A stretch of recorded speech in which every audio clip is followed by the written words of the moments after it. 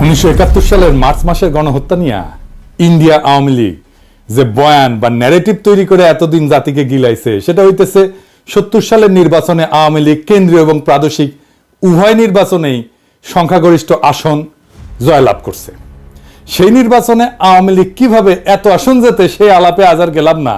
ইলিয়াস কাঞ্চন হাসতে হাসতে বলছে কিভাবে সে 70 সালের নির্বাচনে একাই অসংখ্য ভোট দিছে ভোট কেন্দ্রে গিয়ে। এই শুনে রাখেন। 70 ইলেকশনের সময় আমরা নিজেরা ক্যাম্প করেছি এবং আমি ভোটার কিন্তু হইনি, কিন্তু আমি নিজে কিন্তু ফলস ভোট দিয়েছি এবং একটা দুইটা না অনেকগুলোই দিয়েছি। খালি ইলিয়াস কাঞ্চন না, আমাদের ব্যক্তিগত পরিচিত অসংখ্য ব্যক্তি আছে যারা ওই সময় ভোট দেওয়ার মতো বয়স না থাকা সত্ত্বেও আওয়ামী লীগের ক্যাডারদের সাথে ভোট কেন্দ্রে অসংখ্য ব্যালট পেপারে সিল মারে আসছে।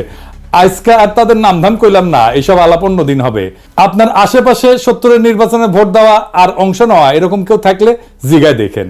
পাকিস্তানের মার্শাল ল অথরিটি কেন এইসব দেখাও চুপ করে ছিল, সেটা আজকে এই আলাপ, সে আলাপে আসতেছি। আজকের আলাপ হবে মার্চ মাসে এবং তার আগে নির্বাচনের পর কি নেগোসিয়েশন, আলোচনা, আলাপ হয়েছিল এবং 25শে মার্চ রাতের ঘটনা কেন ঘটে, অবাঙালি মুসলমানদের সাথে তখন এবং তার আগে কি হয়েছিল। এপিসোডটা একটু দীর্ঘ হবে, আশা করি শেষ পর্যন্ত দেখবেন। অনেক অজানা ভয়ঙ্কর কাহিনী জানতে পারবেন। আমরা আগের ভিডিওতে আওয়ামী লীগের ভুয়া অর্থনৈতিক শোষণের বয়ানকে জয় বাংলা করছি, এইটাই যদি না দেখে থাকেন আবার দেখতে পারেন। মার্চ মাস নিয়ে ইন্ডিয়া আওয়ামী লীগ জাতি এবং দুনিয়াকে গিলাইছে একটা ন্যারেটিভ।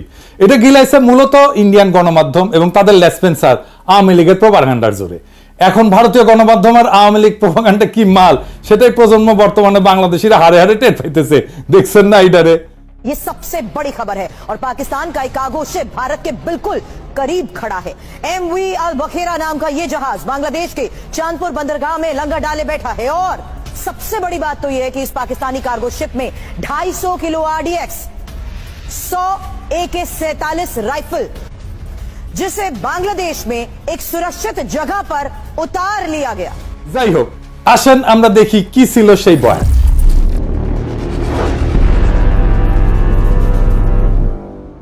সেই বয়ান বলে 1970 সালের ডিসেম্বর মাসে পাকিস্তানের নির্বাচনে আওয়ামী লীগ সংখ্যাগরিষ্ঠ আসন পায়। আওয়ামী লীগের বিজয় দেখা পশ্চিম পাকিস্তানের শাসক গোষ্ঠী ভীত সন্ত্রস্ত হইয়া পড়ে। তারপরে ক্ষমতা হস্তান্তরে তারা তালবাহানা শুরু করে। ইয়াহিয়া খান 1 মার্চ ঢাকায় হইতে যাওয়া জাতীয় পরিষদের অ্যাসেম্বলি স্থগিত করে যাতে আওয়ামী লীগ ক্ষমতায় যেতে না পারে। এর প্রতিরোধে আওয়ামী লীগ একটা শান্তিপূর্ণ অসহযোগ আন্দোলন গড়ে তোলে। ইয়াহিয়া ঢাকায় এসে আলোচনার নামে সময় ক্ষেপণ করে এবং 25শে মার্চ হঠাৎ কইরা ঘুমন্ত নিরস্ত্র শান্তিপূর্ণ বাঙালিদের উপরে ঝাঁপায় পড়া গণহত্যা শুরু করে। এরপর শুরু হয় বাঙালি জাতির মুক্তির সংগ্রাম এবং ভারত নিতান্ত মানবিক কারণে আগে এসে সামরিক অভিযান চালায়, পূর্ব বাংলাকে মুক্ত কইরা শত্রুর হাত থেকে বাংলাদেশকে স্বাধীন করে দেয়। তাই তো, এটাই তো আমাদের মুক্তিযুদ্ধের মেড ইজি বয়ান, তাই না? এই বয়ান নিয়ে আলোচনা এবং আসল লোমহর্ষক ষড়যন্ত্র উন্মোচন করার আগে কিছু ব্যাপারে পরিষ্কার করে নিই। এই সমস্ত ব্যাপার বোঝা অত্যন্ত জরুরি। পুরো ষড়যন্ত্র বুঝতে হলে আর একটু আগে যাইতে হবে, আমাদের ভারত ভাগের টাইম থেকে শুরু করতে হবে। আসেন আল্লাহর নামে শুরু করি।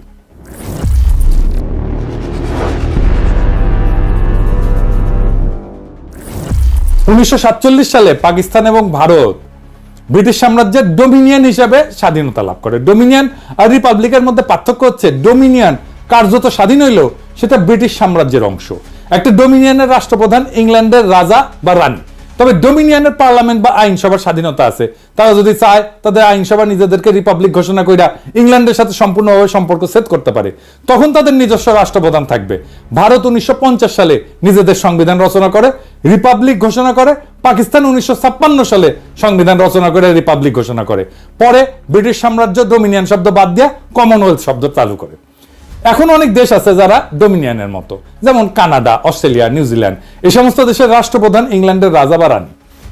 পাকিস্তানের 56 সালের সংবিধান 1958 সালের 8ই অক্টোবর তৎকালীন পাকিস্তানের রাষ্ট্রপ্রধান প্রেসিডেন্ট ইস্কান্দার মির্জা, উনি বাংলার মানুষ ছিলেন, কিন্তু উনি রদ কইরা মার্শাল ল জারি করে। মার্শাল ল জারি করলে সংবিধান রদ করতে হয়। এখানে একটা জিনিস খেয়াল করেন, মার্শাল ল যদি সংবিধানকে রদ করতে পারে তাইলে মার্শাল ল সংবিধানের চাইতে বড়। আসলেই তাই। আসল কথাটা হইতেছে হিম্মত, হ্যাডমই আসল, ক্ষমতাই আসল, সংবিধান তারপরে। যাই হোক, আলাপে আসি। কেন ইস্কান্দার মির্জা সংবিধান রদ কইরা মার্শাল ল দিল?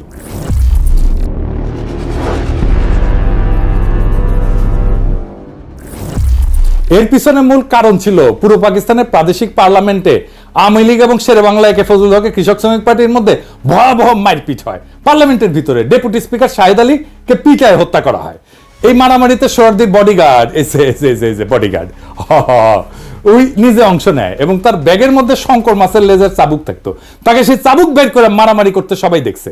স্পিকার শাহিদ আলীকে কে মারছে এটা বলা মুশকিল। তার মাথায় গুরুতর আঘাত লাগে এবং চিকিৎসাধীন অবস্থায় মারা যান। ওই সময় কেন্দ্রে প্রধানমন্ত্রী ছিল রিপাবলিকান পার্টির ফিরোজ খান নূন। আওয়ামী লীগ এবং কৃষক শ্রমিক পার্টির সাথে জোট কইরা বিভিন্ন কারণে তখনকার সরকার অনেক ফ্রাজাইল বা ভঙ্গুর ছিল, কারণ পার্টির সদস্যরা অন্য দলের সাথে আতাত করে ফ্লোর ক্রসিং করে সরকারের বিরুদ্ধে ভোট দিয়ে সরকার ফেলাই দিত। এই সমস্ত কারণে প্লাস মির্জা নিজের স্বার্থে সংবিধান বাতিল করে মার্শাল ল জারি করে। মার্শাল ল মানে রাষ্ট্রের প্রেসিডেন্ট, চিফ মার্শাল অ্যাডমিনিস্ট্রেটর বিভিন্ন মার্শাল ল রেগুলেশন জারি করে রাষ্ট্র পরিচালনা করবে যতদিন না সংবিধান আসতেছে। রাষ্ট্রে কোনো আইনসভা থাকবে না। মার্শাল ল জারি করার পর ইস্কান্দার মির্জা যেই টেকনিক খেলা এতদিন রাজনীতিবিদদের ল্যাং মেরে আসছিল, সে একই টেকনিক খেলে সেনাবাহিনী কমান্ডার ইন চিফ আইয়ুব খানকে ল্যাং মারার পরিকল্পনা করে। আইয়ুব খান অন্য ধাতুতে গড়া মানুষ ছিল, রাজনীতিবিদদের মতো অত সহজে ফাঁদে ফা না দিয়া নিজে ইস্কান্দার মির্জাকে গদি থেকে ভাগায় দেয়, জয় বাংলা করে দেয়। আইয়ুব খান মার্শাল ল দিয়া দেশ পরিচালনা করে। এরপর 1962 সালে সংবিধান প্রণয়ন করে। 1956 এবং 62 এই দুই সংবিধানেই পাকিস্তানের দুই প্রদেশ পশ্চিম পাকিস্তান এবং পূর্ব পাকিস্তানকে প্যারিটি অথবা সমতা দেওয়া হয়। এর মানে হইতেছে পাকিস্তানের কেন্দ্রীয় আইনসভার দুই প্রদেশ থেকে সমান সংখ্যক আইনসভার সদস্য থাকবে। যেমন 62 থেকে 65 সালে পাকিস্তানের তৃতীয় আইনসভায় পূর্ব পাকিস্তানে 78 জন, পশ্চিম পাকিস্তানে 78 জন ছিল। 65 থেকে 69 সালেও পাকিস্তানের চতুর্থ আইনসভায় উভয় প্রদেশ থেকে 78 জন করে মোট 156 জন ছিল। এই প্যারিটির ফর্মুলার পিছনে একটা ইতিহাস আছে, এটা একটু জানা আসি।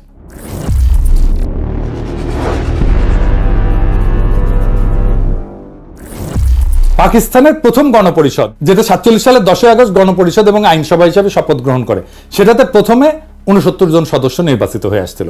এদের মধ্যে 44 জন ছিল পূর্ব পাকিস্তান থেকে, 17 জন পাঞ্জাব, 4 জন সিন্ধু, 3 জন সীমান্ত প্রদেশ এবং 1 জন বেলুচিস্তান থেকে ছিল।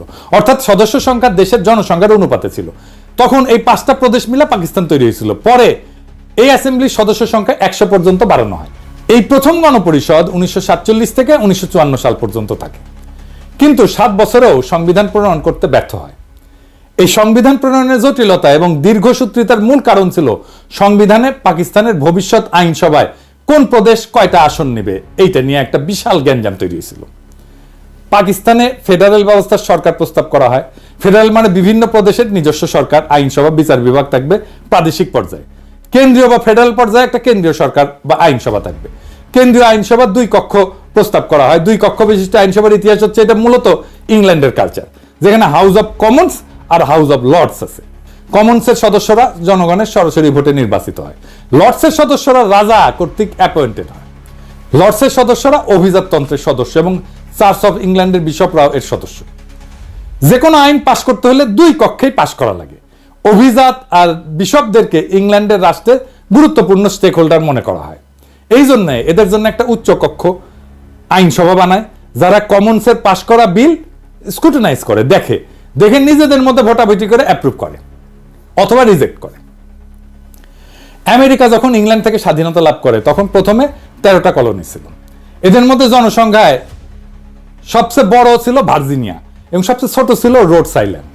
আমেরিকা যখন তাদের ফেডারেল সংবিধান রচনা করতে যায় তখন ছোট রাজ্যগুলো বড় রাজ্যগুলোর সাথে ইউনিয়ন করতে চায় নাই। কেন চায় নাই?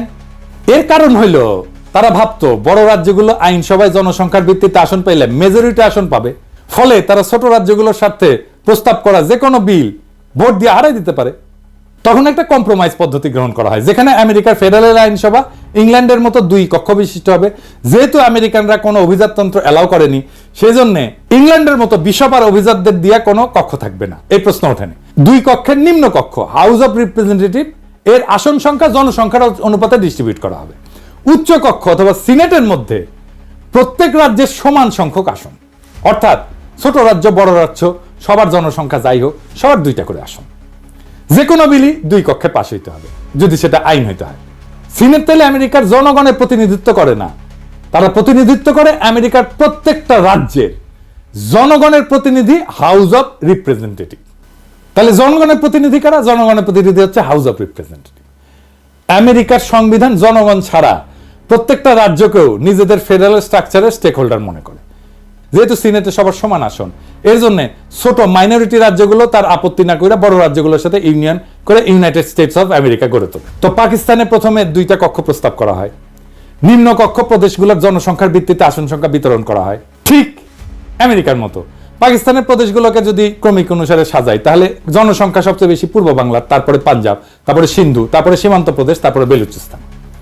আর উচ্চ কক্ষ প্রদেশগুলো প্রতিনিধিত্ব করবে, প্রত্যেকটা প্রদেশের সমান সংখ্যক আসন থাকবে, সিনেটের মতো, ঠিক আমেরিকার মতো।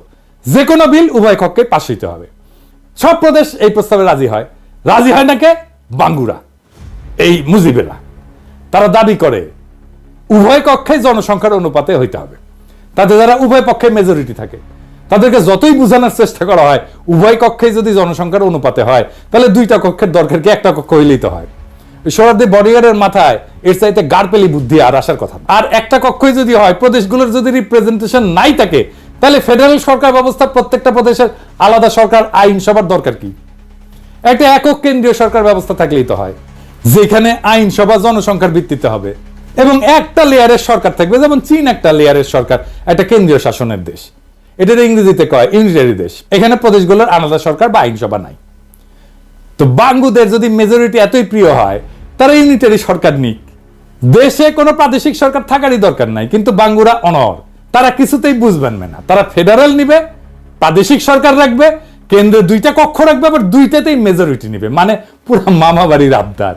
আমি নায়িকার মতো সুন্দর মাইয়া চাই, সেই মাইয়া আবার রন্ধন কর্মে সুনিপুণা হবে, কাজের বুয়ার মতো কাজ করবে, পরিপিঠে হয়ে সাইজা থাকবে, বাপের একমাত্র কন্যা হবে, শ্বশুরের অগাধ ধন সম্পদ থাকবে, গাইতে জানবে, নাচতে জানবে, মানে তার সব লাগবে।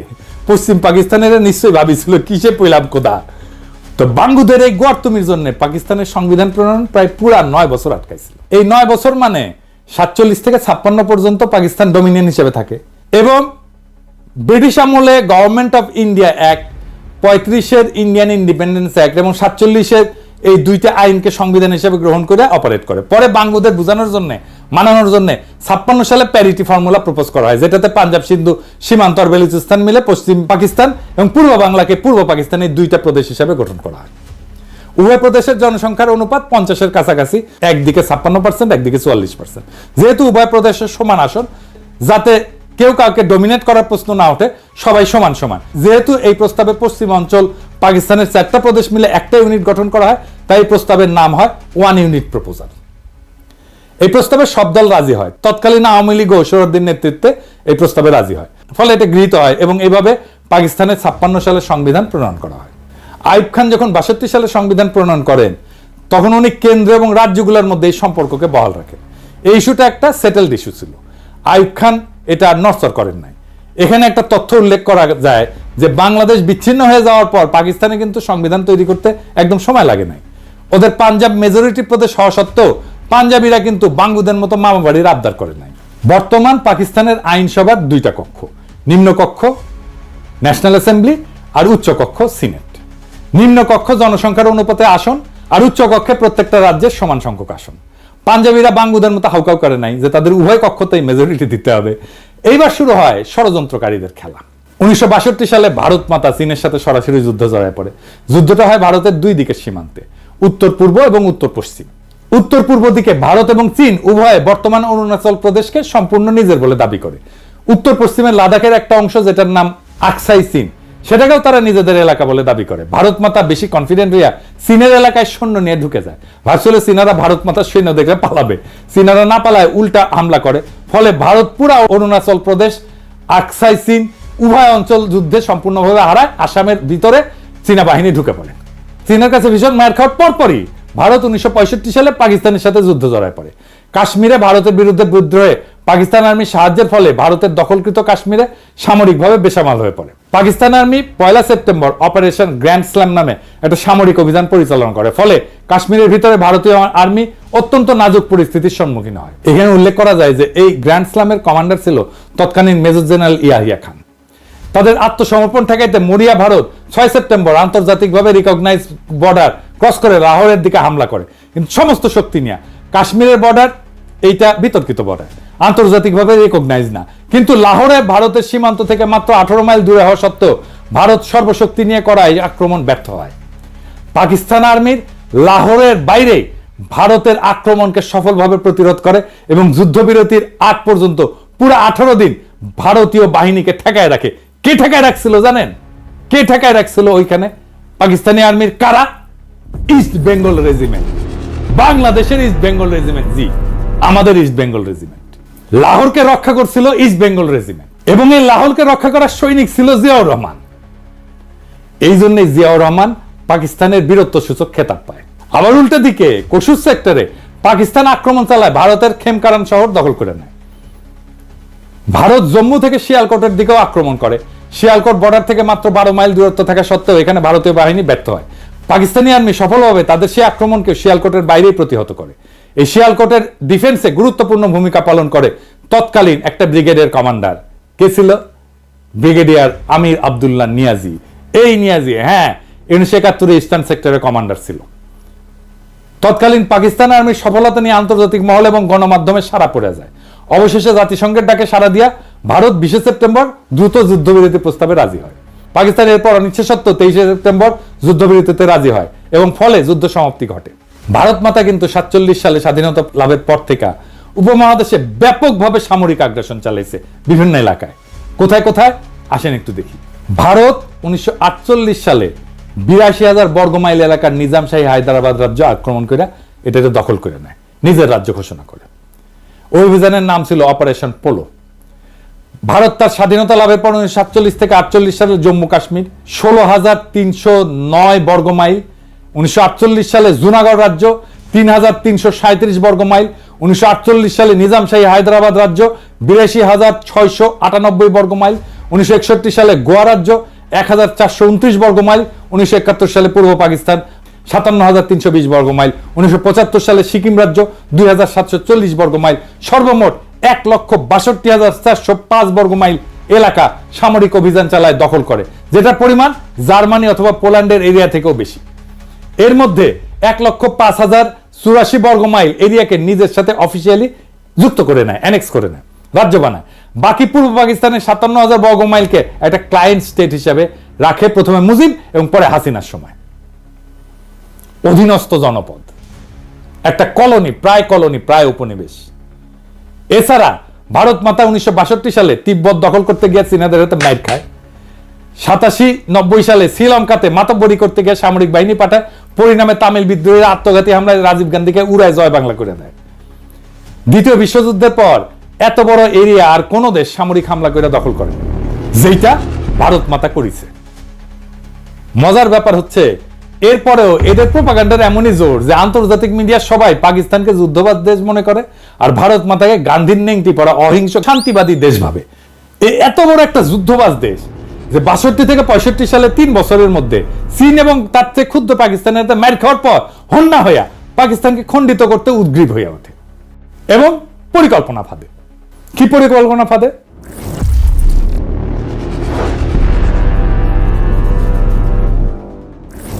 সে তাদের এজেন্ট শেখ মুজিব সোহরাওয়ার্দীর বডিগার্ডের মাধ্যমে ঠিক করে 65 সালে যুদ্ধের পর 6 দফাকে উপস্থাপন করে। ভারত পাকিস্তানের যুদ্ধ হয় 65 সালের সেপ্টেম্বর, মুজিব 6 দফা উত্থাপন করে 66 সালের ফেব্রুয়ারিতে।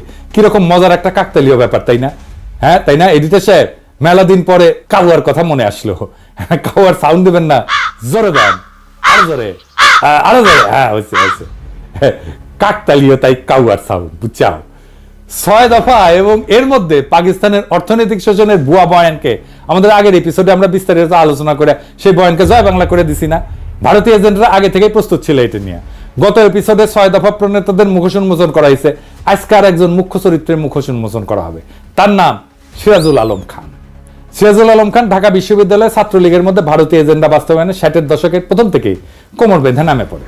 71 সালের মার্চ মাস পর্যন্ত সমস্ত আলোচনা ভণ্ডুল করা এবং গৃহযুদ্ধ লাগানোর পিছনে তার অনেক ভূমিকা আছে। সে পূর্ব পরিকল্পনা মতো গৃহযুদ্ধ লাগানোর জন্য সর্বাত্মক চেষ্টা করে, যাতে তার গুরু ভারত সামরিক অভিযান চালানোর একটা অজুহাত খুঁজে পায়। এই সিরাজুল আলম সম্পর্কে একটা অত্যন্ত গুরুত্বপূর্ণ তথ্য হচ্ছে, উনি ছিলেন এক ভারতীয় রয়্যাল এজেন্টের অত্যন্ত ঘনিষ্ঠ এবং শিষ্য। তিনি মাঝে মাঝে কলকাতা যেতেন এবং গেলে সেই এজেন্টের কলকাতার ভবানীপুরের রাজেন্দ্রপুর লেনের বাসাতেই উঠতেন এবং থাকতেন। সেই এজেন্টের কলকাতায় বাড়ি ছাড়াও বাংলাদেশেও বাড়ি ছিল এবং তিনি বাংলাদেশের নাগরিকও ছিলেন। আওয়ামী লীগের সংসদ সদস্য ছিলেন এবং আওয়ামী লীগের সংসদ সদস্য হিসেবে ৭২-এর কারচুপির নির্বাচনে তৎকালীন বাকেরগঞ্জ 14 আসন, বর্তমানে পিরোজপুর 1 আসন, যেটা বর্তমানে আল্লামা দেলোয়ার হোসেন সাইদির আসন, ওইখানে এমপি নির্বাচিত হয়েছিলেন। শেখ মুজিব জয় বাংলা হয়ে যাওয়ার পরে 75-এ সে ব্যক্তি আবার ইন্ডিয়া চলে যায়। তার নাম চিত্তরঞ্জন সুতার। এবার আসেন চিত্তরঞ্জন সুতারকে একটু চিনানি। এই চিত্তরঞ্জন সুতার 1971 সালের পর ইন্দিরা গান্ধীর সাথে দেখা কইরা বাংলাদেশকে পুরোপুরি ভারতের সাথে যুক্ত করা, মানে যেভাবে হায়দ্রাবাদ, সিকিম, গোয়া, কাশ্মীরের মতো ভারত একটা প্রদেশ করছিল, ওইরকম প্রদেশ করতে বলছিল। ভারত প্রথমে আওয়ামী লীগের সাথে 7 দফা চুক্তি করে সেই পথে আগাচ্ছিল। পরে বিভিন্ন কারণে ইন্দিরা গান্ধী বাংলাদেশকে ক্লায়েন্ট স্টেট হিসেবে রাখাটাকে ডিসাইড করে। পরবর্তীতে কংগ্রেসের প্রেসিডেন্ট জ্ঞানী জৈল সিং এটাকে ইন্দিরার সবচেয়ে বড় ব্লান্ডার হিসেবে আখ্যা দিছিল। আমাকে শেখ হাসিনাকে যখন এই ব্যাপারে ব্যক্তিগতভাবে প্রশ্ন করা হয়, মেজর আশরাফ তার এনটিভি সাক্ষাৎকারে বলেন, তার ছোট বোন রেহানা আমার স্ত্রীর ক্লাসমেট ছিল। এই বিষয়গুলো নিয়ে তার প্রতি একটা শ্রদ্ধা আমার ছিল এবং সেইভাবে সেই শ্রদ্ধা হিসাবে তাকে আমি রিসিভ করেছি, not as an official duty but এই কারণেই। এবং ওনাকে আমার বাসায় নিয়ে এসেছি, উনি এসেছেন আমার বাসায় খেয়েছেন। একটি ঘটনা যখন থেকে তার প্রতি আমি একদম অসন্তুষ্ট হয়ে যাই, তার প্রতি আমার বিরাগ আমার জন্মগ্রহণ করে সৃষ্টি হয়, সেটা হচ্ছে সেই সময় আপনার যদি মনে থাকে বিচিত্রা বলে একটা সাপ্তাহিক পত্রিকা ছিল, শাহাদত হোসেন উনি ছিলেন তার এডিটর। জয়েল সিং বলে নামে একজন ভারতীয় প্রেসিডেন্ট ছিলেন। তার যখন টার্মস যখন এক্সপায়ার হয়ে যায় তখন ওই জয়েল সিং এর সঙ্গে, জ্ঞানী জয়েল সিং, তার সঙ্গে আমাদের শাহাদত সাহেব একটা ইন্টারভিউ নিয়েছিলেন। তো বাংলাদেশ ভারতের সম্পর্কের উপর আলোকপাত করতে যেয়ে জয়েল সিং সাহেব বলেছিলেন, the greatest blunder of India was to have withdrawn the troops from Bangladesh 1971। এটা শাহাদত সাহেবকে বলেছিলাম। আমি যখন এটা পড়ার পর আমার মনটা খুব খারাপ লাগছে যে কিভাবে এইরকম একটা উক্তি করতে পারে। তো এর কিছুদিন পরেই শেখ হাসিনা যখন আসলেন, ওনাকে আমি বললাম, আমি তাকে রিসিভ করে জানেন, আমি বললাম যে ম্যাডাম আপনি জানেন এরকম একটা বক্তব্য দিয়েছি, and you know what was her response? সে তো ঠিকই বলেছে। উত্তর ছিল, সে তো ঠিকই বলছে। এদের কাছে স্বাধীন বাংলাদেশ ছিল বাংলাদেশের মানুষকে উজবুক বানানোর একটা মূলা। এরা সবসময় নিজেদেরকে ভারতের প্রদেশ হিসেবে কল্পনা করে। এদের পূর্ব বাংলার মুসলমানদের সংস্কৃতি, ধর্ম নিয়ে ব্যাপক বিদ্বেষ। পৃথিবীর সর্ববৃহৎ মুসলিম রাষ্ট্র হিসেবে পাকিস্তান এই উপমহাদেশের মুসলমানদের বাসভূমি হিসেবে টিকে থাকলে এদের এজেন্ডা বাস্তবায়নে ব্যাপক বাধা আসবে। সেই জন্যই পাকিস্তানকে ভাঙতে হবে। পরে চিত্তরঞ্জন সুতার আবার বাংলাদেশে ফিরে আসে এবং কালিদাস বৈদ্যের সাথে বঙ্গভূমি আন্দোলন গড়ে তোলে ইন্ডিয়ার সাহায্য নিয়ে। এই প্রজন্ম বঙ্গভূমি আন্দোলন সম্পর্কে জানে না। কি ছিল সেই বঙ্গভূমি আন্দোলনে?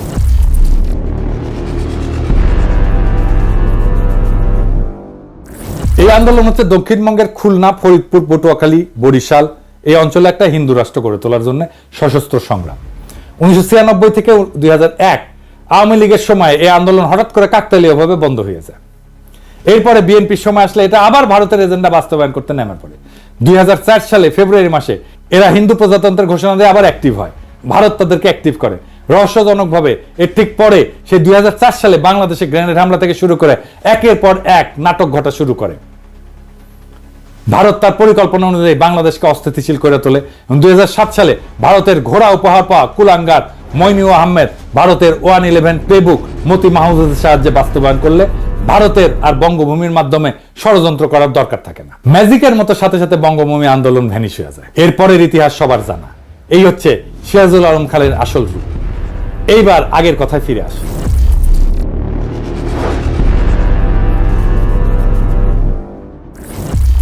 6 দফা প্রণয়নের মাধ্যমে পাকিস্তানের একটা সেটেলড ইস্যু, কেন্দ্র, প্রদেশ এবং আন্তঃপ্রদেশ সম্পর্ক, এটাকে আবার ভারতের মদদে পুনরুজ্জীবিত করা হয়। প্রথম পয়েন্টটাই ছিল পাকিস্তান একটা ফেডারেল স্টেট হবে, প্রাদেশিক সরকার থাকবে, কিন্তু সেখানে আইনসভার একমাত্র জনসংখ্যার অনুপাতে আসন বিন্যাস হবে। আওয়ামী লীগ আরো দাবি তোলে 1 ইউনিট ভেঙে দিয়া পশ্চিম পাকিস্তানকে অরিজিনাল 4টা প্রদেশে ভাগ করতে হবে। এর ফলে আইনসভায় 2 প্রদেশের মধ্যে কোনো প্যারিটি বা সমতা থাকবে না। কিন্তু অন্য সব ফেডারেল দেশের মতো আইনসভায় আওয়ামী লীগ প্রদেশগুলোরও কোনো প্রতিনিধিত্ব রাখতে দেবে না। তারা ভারতীয় এজেন্ডা অনুযায়ী মাওবাড়ির আবদার তুলে দেশকে আবার অস্থিতিশীল করে তোলে। আইয়ুব খানের গভর্নর মোনায়েম খান এর জন্য মুজিবকে ডিফেন্স অফ পাকিস্তান রুলসের অধীনে গ্রেপ্তার করিয়া জেলে পাঠায়। 6 দফা আন্দোলন কিছু সময়ের জন্য ধামাচাপা পড়ে যায়, ভারত আবার অন্য রাস্তা দেখতে থাকে। তারা আরেক ভারতীয় এজেন্ট খুঁজে বের করে, এই ব্যক্তিটার নাম হইতেছে লেফটেন্যান্ট কমান্ডার মোয়াজ্জেম হোসেন, একদম টিপিক্যাল বাঙ্গু কমিউনিস্ট প্রগতিশীল, আমরা বর্তমান যুগের লাকি আক্তারের মতো।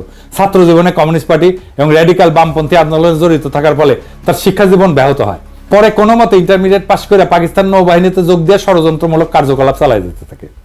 ইনি আগরতলা ষড়যন্ত্রকারীদের মুখ্য অর্গানাইজার। আগরতলা ষড়যন্ত্র যে সত্য ছিল এবং ছোটবেলার আওয়ামী বয়ান এবং পাঠ্যপুস্তকে এটাকে মিথ্যা মামলা বলে চালানো হইলেও আওয়ামী লীগের ডেপুটি স্পিকার এবং অন্যতম ষড়যন্ত্রকারী আসামি শওকত আলী 2011 সালে একটা বই লেখে, সত্য মামলা আগরতলা। মোয়াজ্জেম ভারতীয় দূতাবাসের একজন কর্মকর্তা পিএন ওঝার সাথে দেখা করে অস্ত্র, টাকা এবং পরিকল্পনা সাহায্য চায়। তাদের পরিকল্পনা অনুযায়ী পূর্ব পাকিস্তানের সেনানিবাসগুলোতে 2009 সালে বিডিআর বিদ্রোহের মতো বিদ্রোহ সংগঠিত করা হবে, এটাই পরিকল্পনা ছিল। সেনানিবাসে অস্ত্রাগারগুলো লুট করে এই বিদ্রোহ ছড়ায় দেওয়া হবে, এরপর বিডিআর এর মতো হত্যাকাণ্ড চালানো হবে। এটাই ছিল আগরতলা ষড়যন্ত্র মামলা। এই জন্যই আমরা মনে করি বিডিআর হত্যাকাণ্ড এটা ইন্ডিয়া ঘটাইছে, কারণ এটা তাদের পুরনো অভ্যাস। 1967 সালের শেষ দিকে এই পরিকল্পনা ফাঁস হয়ে যায় এবং পাকিস্তান গোয়েন্দা সংস্থা সময় মতো কয়েকজন ষড়যন্ত্রকারীদের গ্রেপ্তার করে। এরপর আসামিদের লিস্টে শেখ মুজিবকে 1 নম্বর আসামি করা হইলে অনেকে অবাক হয়ে প্রশ্ন তোলে, মুজিব তো 66 সালে কারাগারে, সে কিভাবে এই ষড়যন্ত্রের সাথে যুক্ত হয়? এর উত্তর হচ্ছে, ভারত এত বড় বিদ্রোহ সংগঠন খালি পাকিস্তান সামরিক বাহিনীর এক কর্মকর্তার উপরে ছেড়ে দিয়ে ভরসা পাচ্ছিল না। তারা পূর্ব পাকিস্তানের একটা রাজনৈতিক দলের সাপোর্ট খুঁজতেছিল। সেই দল হচ্ছে আওয়ামী লীগ এবং তার প্রধান এবং তাদের পুরনো এজেন্ট শেখ মুজিবের সাথে যোগাযোগের একটা রাস্তা তারা হন্যায় হয়ে খুঁজতেছিল। মুজিব তখন জেলে বন্দী, তারা তখন একটা রাস্তা বের করে ফেলে। কি সেই রাস্তা? পিএন ওঝা পুরান ঢাকার একটা গোপন বাড়িতে আওয়ামী লীগের এক নেতার সাথে এই ব্যাপারে আলোচনা করত।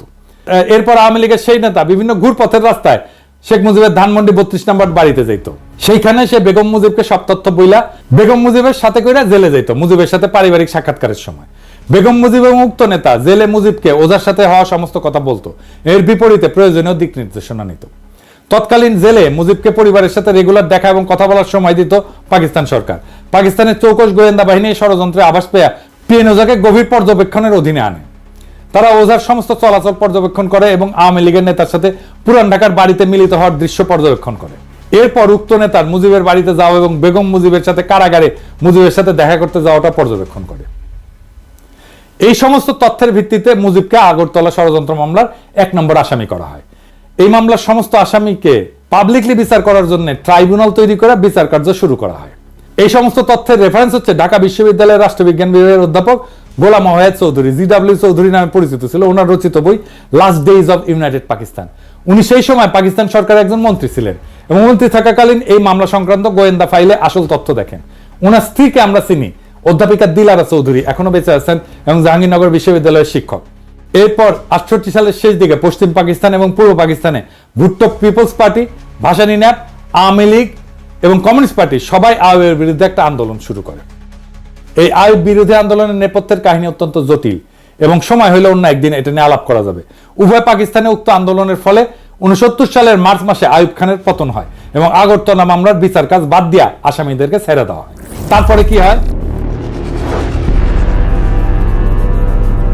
রাজনৈতিক দলগুলো দাবি তোলে যে আইয়ুবের 62 সালের সংবিধান বাতিল করতে হবে এবং নতুন গণপরিষদের নির্বাচন দিতে হবে। প্রধান রাজনৈতিক দলের সম্মতিক্রমে এবং কথা মতো পাকিস্তান সেনাবাহিনীর commander in chief Yahya Khan সংবিধান বাতিল করে মার্শাল ল জারি করেন। দেশে এত উত্তেজনা অবসান ঘটানোর জন্য এবং আওয়ামী লীগের বারবার এই উত্তেজনা এজিটেশন এটা বন্ধ করার জন্য ইয়াহিয়া খান স্থির করেন ওরা যেসব মা বাড়ির আবদার তুলছে ওইসব মেনে নেওয়া, যাতে পাকিস্তান অখণ্ড থাকে, টিকে থাকে। পুরানা ভারতীয় মাল শেখ মুজিব ইয়াহিয়ার সাথে আলোচনা করে তাকে ব্লাব দিয়া বুঝান যে 6 দফা খালি নির্বাচনী প্রচারণা, এটা স্বাধীনতার দাবি না। তারা গণপরিষদের মেজরিটি আসন পেলেও পাকিস্তান অখণ্ড থাকে এমন সংবিধান প্রণয়ন করবে। এর ফলে ইয়াহিয়া খান আওয়ামী লীগকে ফ্রি হ্যান্ড দেন রাজনীতিতে। 70 সাল থেকে নির্বাচনী প্রচারণা শুরু হয়। 70 সালের মার্চ মাসে আসন্ন গণপরিষদ নির্বাচনের জন্য একটা presidential decree legal framework order 1970 জারি করেন। উক্ত অর্ডারে 6 দফা এবং আওয়ামী লীগের দাবি অনুযায়ী পাকিস্তানের 1 ইউনিটকে ভেঙে সর্বসম্মত 5টা প্রদেশ করা হয় পূর্ব পাকিস্তান সহ। আসন্ন গণপরিষদ 1 কক্ষ বিশিষ্ট আইনসভা হবে, যেটাতে জনসংখ্যার অনুপাতে আসন বিতরণ করা হবে। এর ফলে আসন্ন গণপরিষদে পূর্ব পাকিস্তান থেকে মেজরিটি আসন থাকবে। মানে 300টার ভেতরে 162টা আসন। অর্থাৎ আওয়ামী লীগের সমস্ত এক্সট্রিম দাবি ইয়াহিয়া খান মেনে নেয়, এইটা ভেবে যে এরা যদি ক্ষমতার রেসপন্সিবিলিটি পায় তখন উগ্র বিচ্ছিন্নতাবাদের দাবি তুলবে না। কিন্তু ভারত এবং তার চর মুজিব আগাগোড়া খালি মূলা দেখাইছে যে লীগ একবার খালি নির্বাচনে জিতুক, এরপর তারা আর কোনো শোরগোল তুলবে না, পাকিস্তান যাতে অখণ্ড থাকে সেরকম একটা সংবিধান বানাবে। ইয়াহিয়া আওয়ামী লীগ ভারতের সাজানো এই ফাঁদে পা দেয়। এর ফলে মার্শাল ল অথরিটি আওয়ামী লীগকে নির্বাচনী প্রচারণাতে যা খুশি বলার স্বাধীনতা দেয়। অন্য দল মুসলিম লীগ এবং জামাতের সভা আওয়ামী লীগ তাদের গুন্ডা দিয়ে ভন্ডুল করে খুন খারাপি করলো, মার্শাল ল অথরিটি আওয়ামী লীগের বিরুদ্ধে একটা স্টেপও নেয় না। নির্বাচনে আওয়ামী লীগের ভুয়া অর্থনৈতিক বৈষম্যের পরিসংখ্যান প্রচার করা সত্ত্বেও কোনো জবাব দেওয়া হয় না। এর ফলে নির্বাচনে আওয়ামী লীগের ক্যাডাররা এক একজন অসংখ্য ভোট দিল, মার্শাল ল অথরিটি কোনো হস্তক্ষেপ করেনি। কারণ হচ্ছে ইয়াহিয়া খান আসলে বিশ্বাসই করতে পারেননি মাইনরিটিরা বিচ্ছিন্নতা চায়, মেজরিটি কখনো আলাদা হবে। এই দেখেন 70 সালে ওনার একটা সাক্ষাৎকার। Separatism? I do not believe that people of East Pakistan want to separate from West Pakistan. They are the majority people of Pakistan. How should a majority separate from a minority? If you hear these notes, if you hear these rumblings, let me assure you, this is not the real voice of my people. এরপর ওনার আরেকটা সাক্ষাৎকার নির্বাচনের পর, কি পরিকল্পনা ওনার। After these elections, is it your intention to remain as president, or will you, as you said many times, get back to being an army man? Well, my intention of remaining a president has nothing to do with me. In the process of democracy, the government will elect their president. And unless I offer myself for that election, I can't remain a president. And I'm not offering myself to be president. You are not? No, I'm not offering myself president. I'm not, my temperament is not this way, my makeup is not that way. I joined the army as a professional soldier. I remain so. And my biggest aim is to go back to my army. I have only 2-3 years left of service before I retire. So, in the process, if I happen to be in charge of running this country for a year and a half or 2 years,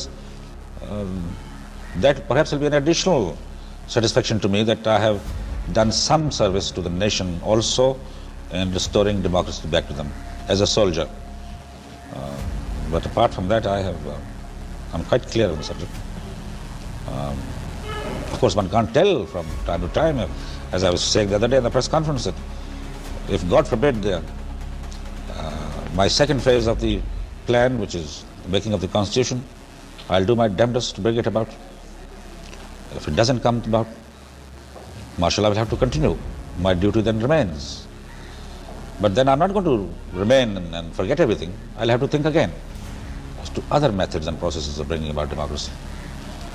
By another election, or by a referendum to the nation, something which I would not even contemplate now, think about.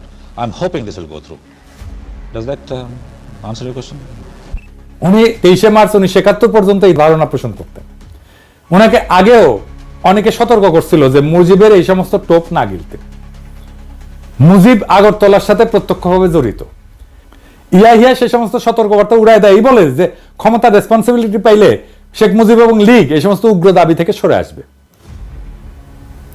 যখন 23 March Mujib এবং League final সংবিধানের রূপ দেখায়, যেটাতে দেশকে ভাগ করে সব আলাদা, নাম আলাদা, একটা দেশের বদলে দুর্বল কনফেডারেশন, কিন্তু পশ্চিম পাকিস্তান থেকে করের টাকা দিয়া বাংলাদেশ তাদের ডেফিসিট পূরণ করবে, সেটা দেখার পর উনি উপলব্ধি করেন আওয়ামী লীগ আসলে ভারতের মদদে সব সময় একটা বিচ্ছিন্নতা চাইছে এবং পুরা সময় তাকে ধোঁকা দিছে।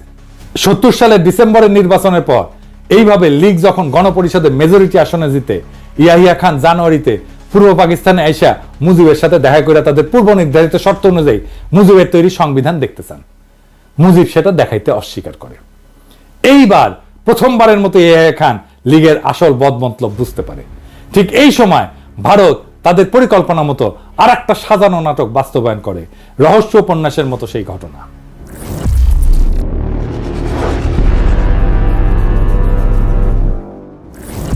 কাশ্মীরের শ্রীনগর থেকে 2 জন কাশ্মীরি যারা রয়ের এজেন্ট হিসেবে কাজ করত, ভারতীয় এয়ারলাইন্সের একটা ফকার প্লেন নাম গঙ্গা হাইজ্যাক করে লাহোরে নিয়ে যায়।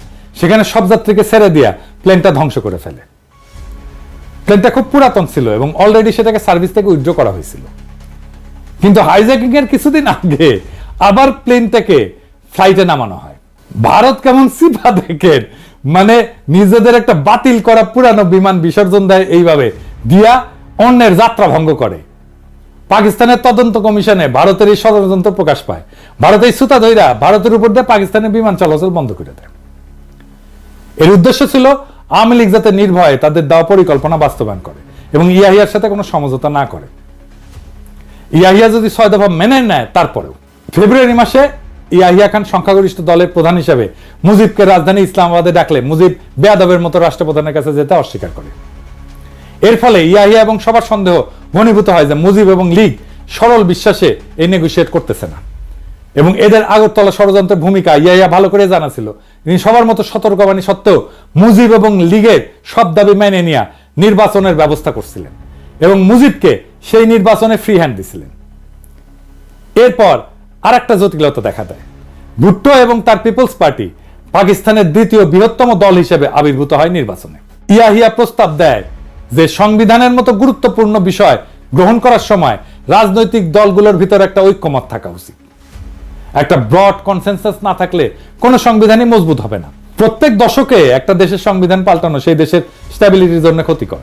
মুজিব সাফ বইলা দেয় যে আওয়ামী লীগ খালি একাই সংবিধান তৈরি করবে, তারা মেজরিটি পার্টি, কারোর সাথে ঐক্যমত করবে না। ঠিক বিএনপির মতো তারা বলে নির্বাচিত সংসদ সংস্কার করতে পারবে, তার মানে নির্বাচনে তারাই জিতবে, তারাই সংস্কার করবে, আর কেউ না। ভারত এবং তাদের দেশীয় এজেন্টরা এই সময় অত্যন্ত অ্যাক্টিভ ভূমিকা রাখে যাতে পাকিস্তানের সবাই লীগের 6 দফা মেনে নিলেও লীগ একটার পর একটা দাবি তুলে সমঝোতার পথ একবারে বন্ধ করে দেয়। এইটা নিয়ে ফেব্রুয়ারি মাসে আর একটা অচল অবস্থা শুরু হয়। ইয়াহিয়া মার্চের 1 তারিখে ঢাকায় জাতীয় পরিষদের সভা ডাকছিলেন, কিন্তু ফেব্রুয়ারিতে এই অচল অবস্থার কোনো মীমাংসা না হয় ভুট্টো এবং পিপলস পার্টি অ্যাসেম্বলিতে আসার জন্য ঢাকাতে আসতে অস্বীকার করে। তাদের বক্তব্য ছিল মুজিব তো আগেই বলছে লীগ মেজরিটি পার্টি হিসেবে একাই সংবিধান বানাবে, তাদের এই মাইনরিটির কথা যদি নাই শোনা হয় তাহলে তাদের আর কষ্ট করে অ্যাসেম্বলিতে আসার দরকার কি। মুজিব লীগের বানানো সংবিধান কাউকে দেখাবেও না, কাজে অত্যন্ত যুক্তিসঙ্গতভাবেই সবাই ধরে নেয় এরকম মার্কা মারা একজন ভারতের এজেন্ট অ্যাসেম্বলিতে ভারতের প্রচারণা মতো যেই সংবিধান বানাবে সেটাতে খালি পূর্ব পাকিস্তান না, পশ্চিম পাকিস্তানের রাজ্যগুলোর ভিতরেও এমন সংঘর্ষ তৈরি করবে যাতে পুরো পাকিস্তান এক ঢিলে জয় বাংলা হয়ে যায়। এর আভাস 71 ফেব্রুয়ারিতেই পাওয়া যায়। আওয়ামী লীগের আদর্শিক গুরু বাঙ্গু বাম প্রগতিশীলদের সংগঠন, ভারতের বিশিষ্ট লেসপেন্সার কমিউনিস্ট পার্টির ছাত্র সংগঠন ছাত্র ইউনিয়ন, আমাদের শাহবাগী লাকির সংগঠন ফেব্রুয়ারি মাসে তাদের জরুরি কাউন্সিল মিটিং এ 14 দফা প্রণয়ন করে। এর মধ্যে সবচেয়ে গুরুত্বপূর্ণ দফা হচ্ছে আসন্ন সংবিধানে পাকিস্তানের যে মূল 5টা ভাষাভাষী জাতির অবস্থান, উহাদের সকলকে পাকিস্তানের ফেডারেশন হতে বিচ্ছিন্ন হইয়া স্বতন্ত্র স্বাধীন সার্বভৌম রাষ্ট্র গঠনের অধিকার সহ পূর্ণ আত্মনিয়ন্ত্রণের অধিকার দিতে হবে। চিন্তা করেন, অথচ এই ছাত্র ইউনিয়ন করা আমাকে মতি মাহফুজের কাছে যদি ভারতের উত্তর পূর্ব অঞ্চলের স্বাধীনতার কথা বলা হয়, 7 সিস্টারের স্বাধীনতার কথা বলা হয়, তারা তেলে বেগুনে জ্বলে ওঠে। ক্রমশই ব্যাপার স্পষ্ট হয়ে উঠতে থাকে যে লীগের আসল উদ্দেশ্য খালি পূর্ব পাকিস্তান না, সম্পূর্ণ পাকিস্তানকে ধ্বংস করা।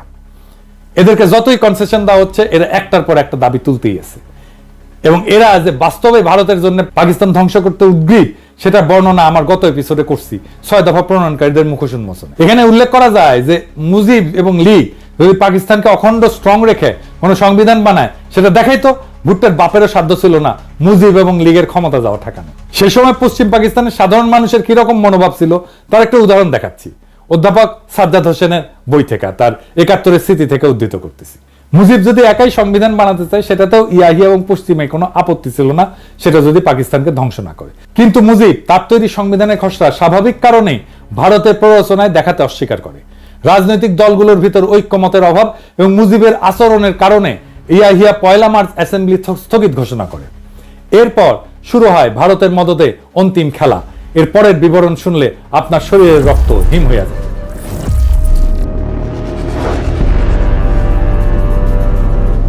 প্রথমে আমাদের জানতে হবে 71 সালে তৎকালীন পূর্ব পাকিস্তানে অবাঙালি মুসলমান কারা।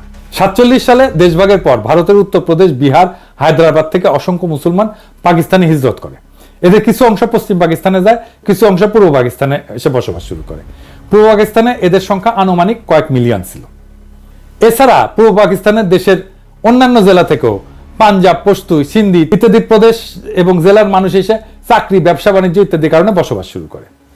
চাকমা রাজা ত্রিদিব রায় তার বই দ্য ডিপার্টেড মেলোডিতে লোমহর্ষক সব ঘটনার বিবরণ দিচ্ছেন। সেসব ঘটনা তার এলাকার লোকজন চাক্ষুষ দেখছেন। তার বইয়ের এই পাতার বিবরণ দেখেন। এছাড়া রাজা মার্চের প্রথম দিকে ঢাকায় অবস্থান করছিলেন আসন্ন আইনসভায় যোগদানের উদ্দেশ্যে। ঢাকার ঘটনা উনি নিজে প্রত্যক্ষ করছেন। মার্চ মাসে 3-4 তারিখের রাতে আওয়ামী ক্যাডাররা চিটাগাংয়ের পাহাড়তলির কাছে একটা অবাঙালি মুসলমান কলোনি ফিরোজ শাহ কলোনিতে রাতের গভীরে আগুন লাগায় দেয়। সেটাতে ওই রাতে কলোনির 700 বাড়িঘর পুড়ে ছাই হয়ে যায় এবং সেখানে ঘুমায় থাকা পরিবারের পরিজনে সবাই আগুনে পুড়ে মারা যায়। 700 বাড়িতে বাচ্চা সহ একটা পরিবারে গড়ে 6 জন করে হইলেও 4500 মানুষ। কল্পনা করলেও অবাক। এরপর আরো কাণ্ড দেখে, যারা ওই অগ্নিকাণ্ডের সময় বাড়ি থেকে বের হয়ে বাঁচতে পারছিল, আওয়ামী লীগের গুন্ডারা তাদেরকে বাইরে ঘিরে হত্যা করে। শহরের অন্য এলাকায় আরো 300 অবাঙালি মুসলমানকে ওই রাতেই হত্যা করা হয়। এই ঘটনার পরেও ইয়াহিয়া খান নেগোশিয়েট করার চেষ্টা করছেন। আর্মি অধিকাংশ সময় ব্যারাকেই ছিল। এসবের পরেও ইয়াহিয়া 25 তারিখ পর্যন্ত নেগোশিয়েট করতে চাইছেন। এরপর খালি চিটাগাং না, খুলনাতে একই সময় লীগ অবাঙালি মুসলমানদের দোকানপাট, বাড়িঘর লুটপাট, অগ্নিসংযোগ করা শুরু করে। এর ফলে 57 জন নিহত হয়। ঢাকাতে এই সময় অবাঙালি মুসলমানদের দোকানপাট, বাড়িঘর, অগ্নিসংযোগ এবং লুটপাট করা হয় দেদারসে। শহরের বিভিন্ন জায়গায় চেকপোস্ট বসায় তাদের থেকে টাকা পয়সা, সোনা দানা প্রকাশ্যে লীগের গুন্ডারা ছিনতাই করতে থাকে। গুলিস্তানে নাচ সিনেমা হল, গুলিস্তান সিনেমা এবং একটা চীনা রেস্তোরাঁ ছিল এক অবাঙালি ভদ্রলোকের, নাম দোসানি। সবকিছু রাতারাতি পুড়ে দেওয়া হয়। ফার্মগেটে কিছু অবাঙালি মুসলমানদের বাসাও পুড়ে দেওয়া হয়। এছাড়া ঢাকা শহরে অসংখ্য জায়গায় বিভিন্ন ধরনের হামলা, অগ্নিসংযোগ, অবাঙালিদের রাস্তায় থামায় জিনিসপত্র লুটপাট করা শুরু হয়। 3 মার্চেই 100 খানেকের বেশি নিহত এবং আহত বা অবাঙালি মুসলমানদের ঢাকা মেডিকেল হসপিটালে নেওয়া হয়। দেখছেন, একই রকম 24-এ একই কাজ করছে আওয়ামী লীগ, একই কাজ করছে। এত সব প্রভোকেশনের পরেও আর্মি কিছুই করে নাই। ইয়াহিয়া নিজে ঢাকায় এসে নেগোশিয়েট করার চেষ্টা করছে। এমনকি আর্মির এক ক্রিটিক পর্যন্ত পাকিস্তান আর্মির ডিসিপ্লিনের প্রশংসা করছে ওই সময়। দেখেন, চট্টগ্রাম, রাঙ্গামাটির আরো অনেক লোমহর্ষক ঘটনা চাকমা রাজা প্রত্যক্ষ করছে। আসেন সেগুলো একটু দেখি। লীগের গুন্ডারা মার্চের শেষে অবাঙালিদের জড়ো করে হত্যা করা শুরু করে। কাপ্তাই বিদ্যুৎ কেন্দ্রে মোটর লঞ্চে বিশাল সংখ্যক অবাঙালি মুসলমান নারী এবং শিশুদেরকে জড়ো কইরা খাগড়াছড়ির দিকে নিয়ে রওনা দেয়। প্রতিমধ্যে নারীদেরকে ক্রমাগত ধর্ষণ করা হয়। কিছুদিন পর খাগড়াছড়ি পৌঁছায় সবাইকে ট্রেন্সের পাশে দাঁড় করায় গুলি করে হত্যা করা হয়। একজন আহত মানুষ বেঁচে জঙ্গলে পালায় যায়, সেখানে চাকমারা তাকে সেবা শুশ্রূষা করে। তার কাছ থেকে এই সমস্ত ভয়ঙ্কর কাহিনী শোনে চাকমারা। রাঙামাটির বাঙালি সাব ডিভিশনাল অফিসার, যে দেখতে নিরীহ প্রকৃতির এক 50 মানুষ ছিলেন, সেই কাপ্তাইতে এক পাকিস্তানি অফিসার স্ত্রীকে কিডন্যাপ কইরা সবশেষে দয়া পরবশ হয়ে তাকে হত্যা করা হয়। রাজার এলাকায় পুলিশের রিজার্ভ ইন্সপেক্টর ছিল একজন মুহাজির বিহারি। তাকে তার স্ত্রী এবং 10 বছরের কন্যার সাথে হত্যা করা হয়। চাকমারা রাতের বেলায় গুলির শব্দ শুনে পরের দিন সকালে যখন খোঁজ করতে যায়, গিয়ে এদের লাশ পায়। ছোট মেয়েটির মৃতদেহ কপালে হাত দিয়ে পড়েছিল। কপাল থেকে হাত সরাইলে ওইখানে গুলির ছিদ্র পাওয়া যায়। নুরুজ্জামান খান নামে এক মহৎ হৃদয়ের পাঠান ছিল, ওখানে বসবাস করত এবং চাকমা বাঙালি সবার কাছে জনপ্রিয় ছিল। সবাইকে বিপদে সাহায্য করত। তাকেও বাঙ্গু বিদ্রোহীরা ধরে নিয়ে গুলি করে হত্যা করে। এবার ব্রাহ্মণবাড়িয়ার একটা ঘটনা দেখেন। ব্রাহ্মণবাড়িয়াতে এক সাংবাদিক চাক্ষুষ 82 অবাঙালি শিশুর মৃতদেহ এবং 300-র মতো প্রাপ্তবয়স্কের মৃতদেহ দেখেন, যাদেরকে বাঙ্গু এবং লীগের গুন্ডারা এবং বিদ্রোহীরা হত্যা করে ফেলে রেখে যায়। ময়মনসিংহে একটা অবাঙালি কলোনির 5000 জনের মধ্যে মাত্র 25 জন জীবিত ছিল। সবাইকে খুন করে ফেলে। একজন অ্যাসিস্ট্যান্ট পোস্টমাস্টার তার পরিবার হারানোর কথা বলতে বলতে কান্নায় ভেঙে পড়ে। আর্মি যখন ময়মনসিংহে মুভ করে, তখন এক মসজিদের ইমাম, যে তার মসজিদে 1500 নারী শিশুকে আশ্রয় দিয়েছিল, তাদেরকে উদ্ধার করে। এসব অপরাধ অধিকাংশ করছে আওয়ামী লীগের ক্যাডারেরা। এইরকম এক পার্সি পরিবারের ঘটনা আছে, যারা বেনাপোলের দিকে পালায় যাচ্ছিল, যাদেরকে আওয়ামী বাঙ্গুরা পুরা পরিবার সহ হত্যা করে। বগুড়ার সান্তাহারে হাজার হাজার অবাঙালিদের হত্যা করা হয়েছে। সেসবের সাক্ষী এখনো জীবিত। যশোরে এই ভদ্রলোককে আওয়ামী বাঙ্গুরা হত্যা করে। এই মৃতদের ছবি পাকিস্তান আর্মির বর্বরতা বলে চালায় দেওয়া হয়। এরপরে দেখেন একটা ভয়ঙ্কর দৃশ্য। এই ছবিটা বিখ্যাত নিউজউইক পত্রিকায় 12 এপ্রিল 1971 সালে প্রকাশিত হয়েছিল। ছবিতে একদল আওয়ামী বাঙ্গু একজন পাকিস্তানি সিএসপি অফিসার তাকে হত্যা কইরা তার মাথা কেটে ক্যামেরার সামনে পোজ দিতেছে। ভদ্রলোকের নাম ছিল ওয়াকার নাসিম বাট। কুষ্টিয়ার দিকে পোস্টেড ছিলেন। মার্চের সময় যখন দেশে অরাজকতা, এইটা দেখে সবাই যখন চলে যাচ্ছিল, উনি ওনার অফিসেই ছিলেন। কল্পনাও করতে পারেন নাই ওনার নিজের দেশের মানুষ বিনা কারণে ওনাকে হত্যা করবে। জয়দেবপুর ক্যান্টনমেন্টে বাঙালি সৈন্যরা বিদ্রোহ করে যাওয়ার সময় পশ্চিম পাকিস্তানি জেসিও অফিসারদের কোয়ার্টারে ঢুকে তাদের পুরো পরিবারকে হত্যা করে রেখে যায়। এসব ভয়ঙ্কর ঘটনার সম্পূর্ণ বিবরণ পাঠ করতে গেলে 1001 আরব রজনী পার হয়ে যাবে। এখানে সব নাম, তারিখ, প্রত্যক্ষদর্শী, বিবরণ, রেফারেন্স সহ দেওয়া আছে, যেখান থেকে কয়েকটা মাত্র আপনাদেরকে শোনালাম। আমি বাঙ্গুরে কি আশা করে এরপর নিজেদের পরিবার এবং অন্যদের সাথে এই সমস্ত ভয়ঙ্কর দৃশ্য মার্চের একদম প্রথম থেকে দেখার পর পাকিস্তানি আর্মি কি তাদের জড়ায় ধরে চুমা দিবে? এরপরও প্রথম 25 দিন ইয়াহিয়া খান একদম চুপ ছিল, এই আশায় যে হয়তো আওয়ামী লীগ শেষ পর্যন্ত কোনো মীমাংসাতে আসতেও পারে। কিন্তু হায়, উনি যদি জানতেন ভারত এবং আওয়ামী লীগ আরো কি দাবি রাখছে সামনে। আওয়ামী বাঙ্গুরা কিন্তু এই সমস্ত আকাম গণহত্যা করে ঠিকই ভারতে পালিয়ে গেছিল। যাওয়ার সময় লগে করে এক গাদা ব্যাংক লুটের টাকাও নিয়ে গেছিল। ওইসব টাকা দিয়ে তারা সোনাগাছিতে বিছানা কাঁপাইছে, মৌজ মাস্তি করছে, দেশের মানুষকে আর্মির চোখে অপরাধী করে চরম বিপদের মুখে ফেলে নিজেরা ভাগছে। এখন যেমন হাসিনা আর লীগের পান্ডারা ভারতে ভাগছে, ঠিক সেই রকম। জেনারেল নিয়াজে কিন্তু মার্চে এখানে ছিল না। জেনারেল একটা উক্তি নিয়ে বাঙ্গুরা খুব হইচি করে। উক্তিটা ছিল এরকম যে আমি এই বেজম্মা জাতের চেহারা পাল্টাই দিব, তারা আমাকে কি পাইছে। এই উক্তিটার ব্যাকগ্রাউন্ড হচ্ছে জেনারেল নিয়াজি 9 থেকে 10 এপ্রিল এই ফ্রন্টের দায়িত্ব নিয়ে এখানে আসে। 10 এপ্রিল উনি টেক ওভার করে হেডকোয়ার্টারে একটা ব্রিফিং নিচ্ছিলেন। ওই ব্রিফিং এ চিটাগাং, রাঙামাটি, ময়মনসিংহ, সান্তাহার, খুলনা, যশোর, সারা দেশের এই সমস্ত লোমহর্ষক কাহিনী শুনতে শুনতে উনি হঠাৎ করে ইমোশনাল হয়ে উত্তেজিত হয় এবং এই উক্তিটা করেন। পরে কয়েকদিন পর মাথা ঠান্ডা করে 15 এপ্রিল আর একটা কঠোর অর্ডার জারি করে, যেখানে পাকিস্তানি আর্মির কেউ যদি কোনো প্রতিহিংসামূলক কিছু করে তাদের বিরুদ্ধে কঠোর ব্যবস্থা নেওয়ার অর্ডার দেন। দেখেন, এরপরেও আপনারা দেখেন এত সব ভয়ঙ্কর ঘটনার পরও পশ্চিম পাকিস্তানে কোনো বাঙালির বিরুদ্ধে একটা প্রতিশোধমূলক ঘটনা ঘটছে? ঘটে নাই। এমনকি পূর্ব পাকিস্তানে সোহরাওয়ার্দীর বডিগার্ডের পুরা গোষ্ঠীকে খাওয়ায় পড়ায় রাখলো। হাসিনার গর্ভে নমরুদের ডেলিভারি করলো হাসপাতালে নিয়ে গিয়ে। যেসব বাঙালি বিদ্রোহ করে নাই তারাও বহাল তবিয়তে থাকলো। বিমান বাহিনীর মতিউর রহমান দেশে ছুটি শেষ কইরা আবার পশ্চিম পাকিস্তানি ইউনিটে জয়েন করলো। এরকম অসংখ্য ঘটনা আছে।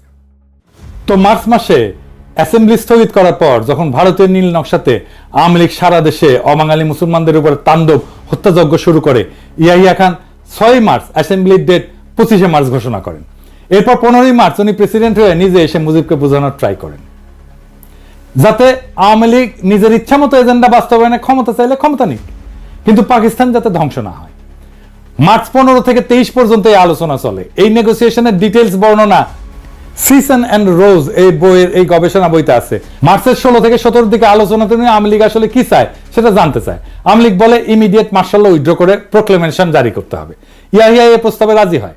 আওয়ামী লীগ চায় গণপরিষদের অধিবেশন বসতে হবে, গণপরিষদের 2টা কমিটি থাকবে, একটা পূর্ব পাকিস্তানের আর একটা পশ্চিম পাকিস্তানের। 2 কমিটি প্রাদেশিক সংবিধান তৈরি করে পরে একত্র হয়ে একটা যৌথ সংবিধান বানাবে।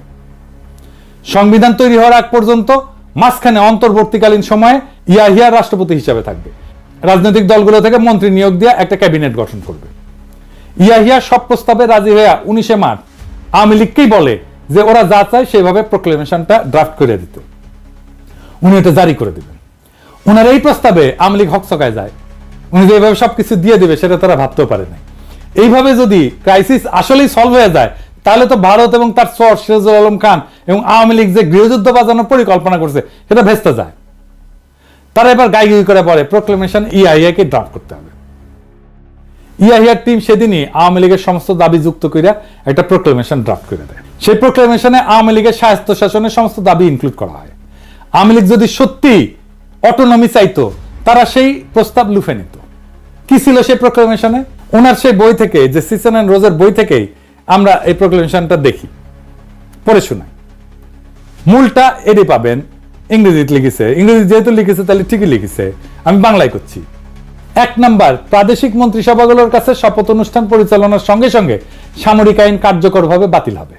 2 নাম্বার, 1969 সালের 4 এপ্রিলের অস্থায়ী সংবিধান আদেশ, প্রভিন্সিয়াল কনস্টিটিউশনাল অর্ডার একটা নতুন সংবিধান কার্যকর না হওয়া পর্যন্ত মৌলিক আইন হিসেবে বলবৎ থাকবে। 3 নাম্বার, অন্তর্বর্তীকালীন সময়ে ইয়াহিয়া রাষ্ট্রপতি হিসেবে দায়িত্ব পালন করবেন। 4 নাম্বার, রাষ্ট্রপতি অস্থায়ী সংবিধান আদেশ এবং 62 সালের সংবিধান অনুসারে ক্ষমতা প্রয়োগ করবেন। 5 নাম্বার, পূর্ব ও পশ্চিম পাকিস্তানের প্রতিনিধিদের মধ্যে থেকে একটা কেন্দ্রীয় মন্ত্রিসভা গঠন করা হবে। 6 নাম্বার, জাতীয় পরিষদ 1962 সালের সংবিধান অনুযায়ী কার্যক্রম চালাবে। তবে পূর্ব পাকিস্তানের জন্য সীমাবদ্ধতা এবং সংশোধনী সমূহ পৃথকভাবে নির্ধারণ করে নেওয়া হবে। 7 নাম্বার, প্রাদেশিক পরিষদগুলোর কার্যাবলী 1962 সালের সংবিধান অনুযায়ী হবে, তবে পূর্ব পাকিস্তানের জন্য বিশেষ ব্যতিক্রম থাকবে। 8 নাম্বার, প্রাদেশিক গভর্নরদের রাষ্ট্রপতি নিয়োগ করবেন প্রাদেশিক সংসদীয় দলের নেতৃবৃন্দের সাথে পরামর্শ করে। তারা রাষ্ট্রপতির ইচ্ছাধীনভাবে দায়িত্ব পালন করবেন এবং তাদের সহায়তার একটা মন্ত্রিসভা থাকবে যার নেতৃত্বে একজন মুখ্যমন্ত্রী থাকবেন, যিনি গভর্নরকে পরামর্শ এবং সহায়তা প্রদান করবেন। 9 নাম্বার, প্রাদেশিক সরকার গঠনের 7 দিনের মধ্যে 2টা সংবিধান কমিটি, একটা ঢাকায় এবং একটা ইসলামাবাদে গঠন করা হবে, যার কাজ হবে প্রত্যেকটা প্রদেশের জন্য সংবিধানে অন্তর্ভুক্তির জন্য প্রয়োজনীয় বিশেষ বিধান এবং শর্তাবলী নির্ধারণ করা। জাতীয় পরিষদ কর্তৃক সংবিধান প্রণয়নের আগে রাষ্ট্রপতি এই কমিটিগুলো আহ্বান করবে। 10 নাম্বার, যদি কোনো প্রদেশের গভর্নর বা অন্য কোনো সূত্রে রাষ্ট্রপতির কাছে প্রতীয়মান হয় প্রদেশের সরকার কার্যকরভাবে পরিচালিত হতে পারছে না, তাহলে রাষ্ট্রপতি একটা প্রোক্লেমেশনের মাধ্যমে ওই প্রদেশের নির্বাহী কার্যাবলীর সব বা কোনো একটা নিজের হাতে নিতে পারবেন। ইয়াহিয়া এত কিছুর পর, এত অবাঙালিদের উপরে হত্যাযজ্ঞের পরেও, এই সমস্ত কনসেশন দিয়া প্রোক্লেমেশন সাবমিট করার পরেও আওয়ামী লীগ আবার হকচকায় যায়। তারা তাদের গুরু ভারত এবং তাদের এজেন্টদের কথা মতো আরো মামাবাড়ির আবদারের মতো একটার পর একটা শর্ত জুড়ে দিতে থাকে, যাতে আলোচনা ভেস্তে যায় এবং গৃহযুদ্ধ লাগে।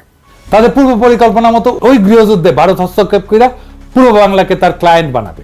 এরপর তারা ওপার বাংলা আর ভারত মাতার সাথে মিলে একাকার হয়ে যাবে এবং রবীন্দ্রসঙ্গীত গাইতে গাইতে বাকি জীবন পার করে দিবে। এবার দেখেন ভারতীয় এজেন্ট সিরাজুল আলম খানের আরেক সহচরে আসমা আব্দুর রবের নিজের মুখে বর্ণনা। 24শে মার্চ অনির্ধারিতভাবে মুজিব ইয়াহিয়ার সাথে দেখা করে এবং তিনি যখন গণভবনে যান দেখা করতে, তখন আমি তার গাড়িতে স্বাধীন বাংলার পতাকাটা জোর করে লাগিয়ে দেই, যদিও ওনার ইচ্ছার বিরুদ্ধে। এবং সেদিন তিনি সর্বশেষ বলে আসেন যে পশ্চিম পাকিস্তান থেকে বাঙালি যে সেনাবাহিনী আছে তাদের বাংলাদেশে পাঠিয়ে দিতে হবে, 2টা কারেন্সি করতে হবে, আলাদা স্টেট ব্যাংক করতে হবে, এমন কিছু দাবি উনি উত্থাপন করেন যেগুলি করলে আসলে পাকিস্তান এক পাকিস্তান থাকে না। 23শে মার্চ আওয়ামী লীগ ওই প্রোক্লেমেশনের উত্তরে এবার নিজেদের প্রোক্লেমেশন জমা দেয়। সেখানে তারা পাকিস্তান রাষ্ট্রভাঙের সমস্ত পয়েন্ট, পাকিস্তানকে এক দুর্বল কেন্দ্রীয় ব্যবস্থা, এমনকি দেশের নাম পর্যন্ত চেঞ্জ করে কনফেডারেশন পাল্টায় তাদের প্রস্তাব সাবমিট করে। একটা কনফেডারেশন হচ্ছে 2টা স্বাধীন দেশের মধ্যে সম্পর্ক, কিন্তু তারা সামার পশ্চিম পাকিস্তানের কর থেকে নিজেদের ডেফিসিট বা ঘাটতি পূরণের পয়েন্ট বহাল রাখে। খালি একবার ঠান্ডা মাথায় ভাবেন প্রস্তাবটা। লীগ এবং তাদের লেসপেন্সার সবসময় পশ্চিমাদের গালিগালাজ করবে, তাদের নামে ভুয়া শোষণের বয়ান ফেরি করবে। এরপর তারা দেশকে দুর্বল এবং কয়েক খণ্ডে ভাঙার পরিকল্পনা করবে শত্রু দেশের সাথে মিলা। এই সমস্ত সত্ত্বেও তারা পশ্চিম পাকিস্তান থেকে তাদের করের টাকা নিয়ে নিজেদের ঘাটতি পূরণ করবে। কি মজার ব্যাপার! আওয়ামী লীগ এবং এদের নিজের লেসপেন্সাররা কত বড় জাউরার জাউরা, কত বড় সামারের সামার, সেটা কল্পনাতীত। এই সমস্ত দাবির ফলে আওয়ামী লীগের এবং ভারতের আসল রূপ অবশেষে ইয়াহিয়ার সামনে দিবালোকের মতো পরিষ্কার হয়। সারা দেশে মার্চ মাস থেকে ভারতীয় এবং আওয়ামী মদতে অবাঙালি মুসলমানদের উপরে শুরু হয় ব্যাপক লুটপাট এবং হত্যাযজ্ঞ। এরপরেও আওয়ামী লীগের মামাবাড়ির আবদারের অটোনমির সমস্ত দাবি মেনে নেয়া ইয়াহিয়া প্রোক্লেমেশন জারি করতে রাজি হয়, যাতে দেশ এক থাকে। পূর্ব পাকিস্তান যদি বেশি টাকা চায় নিক। এরপরেও আওয়ামী ভারতীয় ষড়যন্ত্রকারীদের হাউস না মেটার ফলে তারা একের পর এক আজগুবি দাবি তুলতেই থাকে। তারা খালি পূর্ব পাকিস্তান না, পশ্চিম পাকিস্তানের সমস্ত প্রদেশকেও বিচ্ছিন্ন করে দিতে চায়। সারা দেশে প্রকাশ্যে পাকিস্তানের পতাকা পুরানো হচ্ছে। এই সমস্ত লোমহর্ষক ঘটনার পরিপ্রেক্ষিতে ইয়াহিয়া খান 23শে মার্চ রাতের বেলা সিদ্ধান্ত নেন অপারেশন সার্চলাইট চালানোর। কি হয়েছিল সেই অপারেশন এবং 9 মাসের যুদ্ধে আসলেই কি হয়েছিল, কোন পক্ষ কত মানুষ হত্যা করছে, সেসব আলাপ আরেকদিন হবে। এবার আসি শেষ আলাপে। কয়েকদিন আগে হাসিনা ভারতের দালাল গণশত্রু জসিম পাকিস্তানের কাছে দাবি উত্থাপন করছে যে পাকিস্তানকে 71-এর জন্য ক্ষমা চাইতে হবে। ক্ষমা যদি চাওয়াই লাগে সেটা সর্বপ্রথম চাবে আওয়ামী লীগ আর ইন্ডিয়া। আওয়ামী গুন্ডার ভারতের এজেন্টদের মাধ্যমে 25শে মার্চের অনেক আগে এদেশে অবাঙালি মুসলমানদের উপরে ব্যাপকভাবে বিডিআর হত্যাযজ্ঞের চাইতো নৃশংসভাবে হত্যাকাণ্ড হয়েছে, জেনোসাইড হয়েছে, গণহত্যা হয়েছে। এই গণহত্যা তারাই শুরু করছে। আওয়ামী লীগের গত জুলাই আগস্টে এত মানুষ মেরাও ক্ষমা চাওয়া তো দূরের কথা, সেটা তারা আয়না ঘর নিয়ে হাসি মস্করা করে। এদের কাছে জাতি আর কি আশা করে? কাজে পাকিস্তানের ক্ষমা চাওয়ার দাবি জসিমের গোয়া দিয়ে ঢুকায় দেওয়া হবে। আর পাকিস্তানের বিরুদ্ধে ভুয়া অর্থনৈতিক বৈষম্যের বয়ান আমরা আগের এপিসোডে জয় বাংলা করে দিছি। এরপর যদি কেউ আবার এই সমস্ত ভারতীয় বয়ান মাথায় না পাকিস্তানের কাছ থেকে টাকা চায়, জসিমরে জনগণ তার অফিস থেকে খালি গায়ে ধরে না রাজপথে বিচার করবে, আর সেই টাকা তার পুটকি দিয়ে ঢুকায় দেওয়া হবে। এদেশে যাদেরকে আটকে পড়া পাকিস্তানি বলা হয়, প্রত্যেককে বাংলাদেশের নাগরিকত্ব এবং পাসপোর্ট দিতে হবে। ক্যাম্প থেকে বের করে দেশের যে কোনো প্রান্তে বসবাস করার অধিকার দিতে হবে। ওইসব ক্যাম্প আমরা বুলডোজার দিয়ে ঘুরাই দিয়া আওয়ামী ফ্যাসিবাদের জাদুঘর বানায় রাখবো। নাজি জার্মানদের কনসেন্ট্রেশন ক্যাম্প এখন যেরকম জাদুঘর। আমাদের নতুন ইতিহাস লিখতে হবে, আমাদের নতুন ভাবে ইতিহাস পড়তে হবে। আমাদের যে ইতিহাস ভুলায় রাখা হয়েছিল, ভুল ইতিহাস শেখানো হয়েছে, সেইখান থেকে আমাদের নতুন ইতিহাস শিখতে হবে। নিজেদের জাতির ইতিহাস, নিজেদের বঞ্চনার ইতিহাস, আমাদের প্রতারণার ইতিহাস, কিভাবে আমাদের জাতিকে প্রতারিত করা হয়েছে, দুর্বল করা হয়েছে এবং জাতির উপরে যুদ্ধ চাপায় দেওয়া হয়েছে।